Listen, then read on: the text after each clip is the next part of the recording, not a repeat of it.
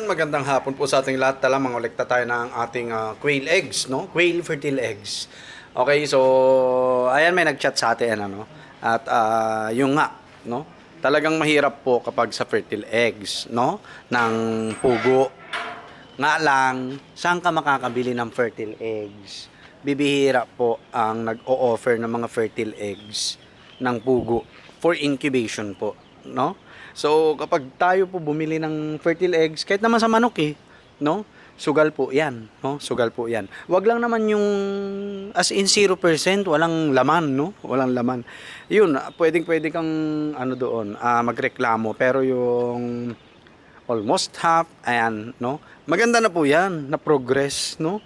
Maganda na pong progress 'yan. Kasi hindi ka makakakita po ng breeder, no? Madalang nag-o-offer ng fertile eggs po ng pugo. Ayan, no? Madalang na madalang po. Okay? Kaya swerte po ninyo, no? Yung mga magsisimula na meron agad na fertile eggs. Kung ako lang noon at meron ako makukuha na ng fertile eggs, bakit hindi, di ba? So ako, kung akong papipiliin, mas gusto ko na rin yung fertile eggs po, no? So ito mga to, fertile eggs po. Itong mga to, nga lang, kapag bibili po kayo dito sa atin, ha? Hindi naman 100%, no? Hindi siya 100%. Pero may similya. Makakapabuhay kayo. 'Di ba? Hindi na kayo talo kung kalahati, no? Kaya nga sabi ko, the more na marami kayong bibilhin, the more na mataas yung chance na makakakuha kayo ng maraming specimen. Yan po, no? At para maliwanag din sa mga bibili sa atin, kasi mahirap naman na masisisi tayo, no? So, at least mayroon, no? Yun, no?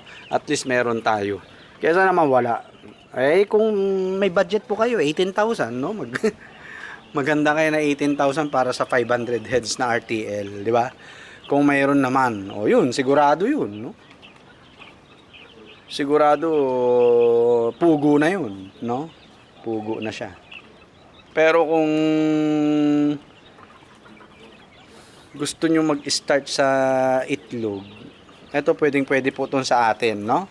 Pero sabi ko nga, fertile egg siya, pero not necessarily 100% mapipisa, ha? Marami kasing factor po, no? Incubator management, ayan, no?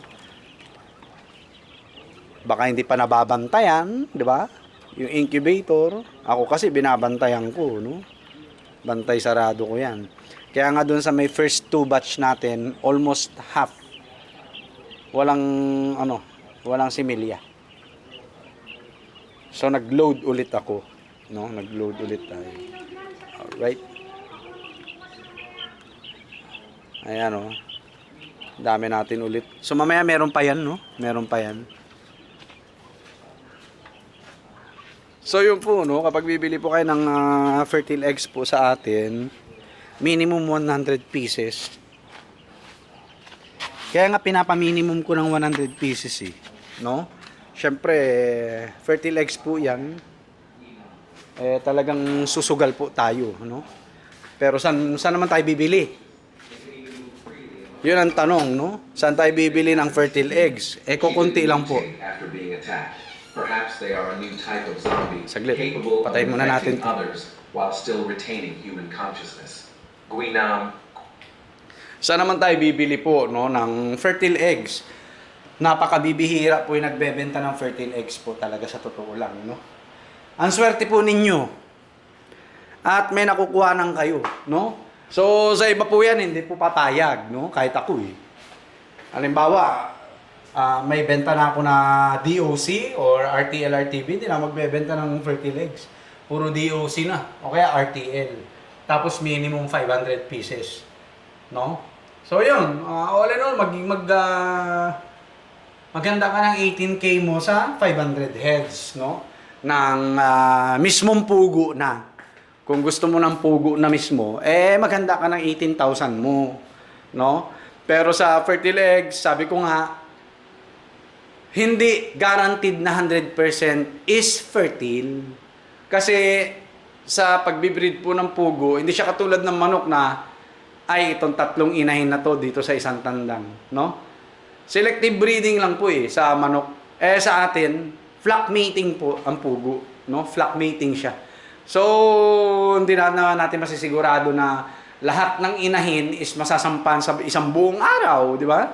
Dapat naiintindihan natin 'yon, no? Dapat naiintindihan natin 'yon bilang nag-aalaga, no? Kung may idea naman tayo, no? Ayan, no? So, ito po, benta ko po to. Mataas ang percentage ng fertility, pero not necessarily na 100% mapipisa. Okay? Hindi po siya 100% mapipisa. Okay? So, syempre may mga factors po, ha? Baka mamaya, isisi sa atin, no? Na, oy, doon sa ano ko, na kalahati lang na pisa, na ganito, ganyan. Maraming factor, no? Alam mo yan, di ba, na nag-aalaga ng manok, nag-aalaga ng pugo, di ba? Na kapag tayo po ay bumili ng fertile eggs, napakaswerte mo na kung may mabibili kang fertile eggs. At napakaswerte mo kung more than 50% ang papisa mo doon sa fertile eggs. Okay? So, yun po, marami pa tayong available na fertile eggs. May order tayo bukas, 180 pieces. Yan, no? So, maghahanda tayo ng 180 pieces na fertile eggs para sa ating pa-order, no? So, yan, puno rin yun, no? Hindi pa natin naiikot yun, pero yun nasa labas, naikot na natin. So, ito katulad po nito, ha? Galing po to dun sa mga breeders natin. Okay? Puno yan, puno to. Tapos nag-candle ako. Almost half is walang laman. Kaya nilaga ko, yun yung ginawa nating burong itlog pugo, no? Tapos, yung mga magagandang sizes dito sa dalawang incubator natin na ini-incubate din natin, no? Kinuha ko, tapos, inlagay ko po dito sa mga spaces po dito. Yun. Tapos, yung mga natira doon, nilaga ko, at halos lahat may laman po, no? 2 o 3 lang na itlog yung hindi natin yung wala lang laman, no? So, lahat po ito may laman, no? At halos lahat may laman. Pero, hindi ko ginagaranti na lahat makakalabas. Di ba? Hindi ko ginagaranti na lahat makakalabas, no? Hindi ko ginagaranti po. Kaya, yun, no? Swerte nyo na po na meron kayo nabibilhan ng ganito. Okay? So, yun, no? Bukas meron tayong pa-order, 180 pieces. Sasabihin ko na 200 pieces na para 1,000 pesos. Tapos, dagdagan na lang po natin ng kahit mga 20 pieces. Alright? So, yun lang po. God bless. Mamaya samahan nyo po ako mag-sort po nito. Selection for incubation. Alright? Yun lang po. Magandang hapon. God bless. Peace. Money na naman.